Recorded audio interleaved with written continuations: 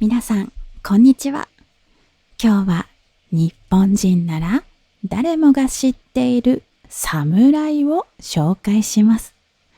すごい夢を持っていて、その夢を叶えた男の名前は宮本武蔵。彼は日本で最も有名な侍の一人なんです。最後にレッスンもありますので、どうぞ終わりまで聞いてくださいね。武蔵の夢は天下無双の剣士になることでした。天下無双って難しい言葉ですね。これは世界一という意味です。でも世界一になるのは簡単なことじゃありません。どうやってその夢を叶えたのか、一緒に見ていきましょう。武蔵は今から約440年前の1584年に生まれました。昔の日本は侍がいた時代です。武蔵は侍の家に生まれました。小さい頃から彼は剣の練習を始めました。毎日毎日一生懸命練習しました。きっと何度も諦めたくなったはずです。でも彼は諦めませんでした。13歳の時、武蔵は初めての本当の戦いをしました。相手は大人の剣の使い手。怖かったと思いませんか？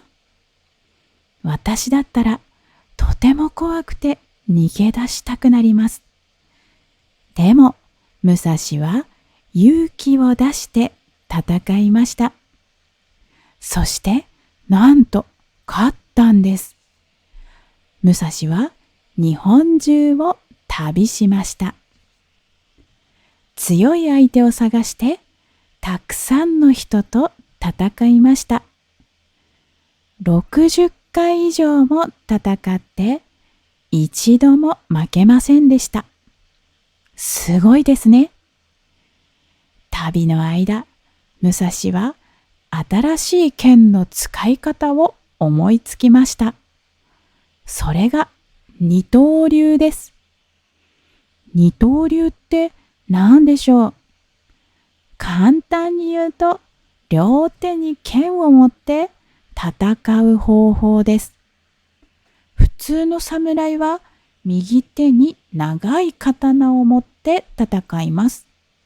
左手は何も持ちません。でも武蔵は違いました。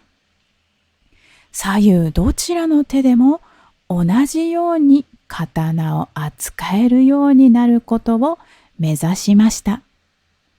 なぜ二刀流がすごいのでしょうか？まず攻撃の幅が広がります。2本の刀を使うといろんな方向から攻撃できます。相手が予想しづらいんです。そして守りも攻めも同時にできます。一方の刀で攻撃しながらもう一方の刀で守ることができます。相手を混乱させることもできますね。2本の刀を動かすと相手は何を見ていいかわからなくなります。長い刀と短い刀を使い分けて相手との距離を自由に変えることもできます。でも二刀流は難しい技です。両手を同時にうまく使わないといけません。武蔵はきっとたくさん練習したんでしょうね。この二刀流は誰も見たことがない戦い方でした。武蔵のオリジナルなんです。みんなびっくりしたと思います。新しいことを思いつくのはとてもクリエイティブですね。武蔵の一番有名な戦いは佐々木小次郎との決闘です。小次郎もとても強い侍でした。二人は小さな島で戦うことになりました。みんなは武蔵が立派な刀を持ってくると思っていました。でも武蔵は木の剣を使ったんです。木の剣ですよ。みんなびっくり。木の剣で大丈夫なの？って思いました。でも武蔵には考えがありました。木の剣は長いので相手の刀より先に当たります。そして木だから軽いんです。だから早く触れるんです。結果、武蔵は見事に勝ちました。頭の良さで勝ったんですね。この戦いで武蔵は日本一の剣士になりました。夢を叶えたんです。でも武蔵はそこで止まりませんでした。彼は絵を描き始めました。武蔵の描いた絵は今でも残っています。鳥や動物、自然の絵をたくさん描きました。とても上手なんですよ。そして五輪の書という本も書きました。この本は剣の使い方だけじゃありません。人生をどう生きるかという教えも書いてあります。今でも多くの人がこの本を読んでいます。武蔵は夢を叶えた後も新しいことに挑戦し続けました。かっこいいですね。武蔵の物語は今でもたくさんの人に愛されています。本や映画、アニメになっています。海外でも人気があるんですよ。ビジネスの人たちも武蔵の教えを使っています。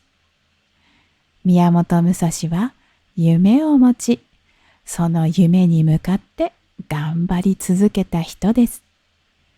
小さい頃からの練習、たくさんの戦い、新しい技の発明、全部夢のためでした。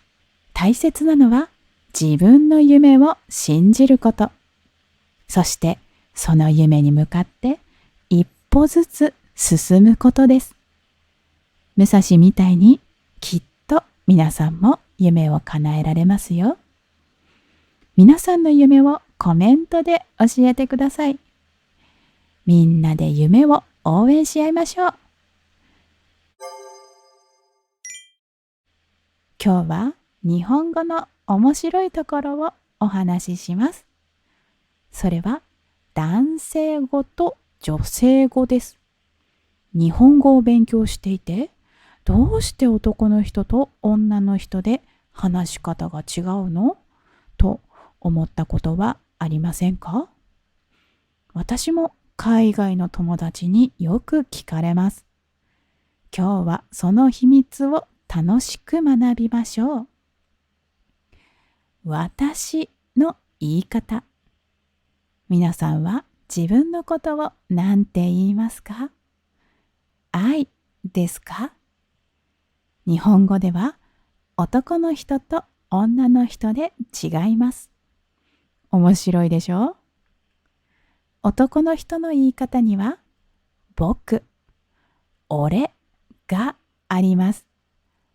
女の人の言い方には私があります。例えば男の子は僕は寿司が好きだよ。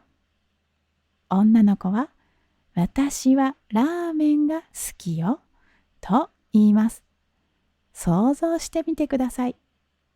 アニメのナルトは僕って言いますよね。でもさくらは私って言います。これが日本語の男性語と女性語なんです。次は文の終わり方です。これも男の人と女の人で違います。男の人の言い方は〇〇だ、〇〇だぜなどです。女の人の言い方は〇〇ね、〇〇は、〇〇よなどになります。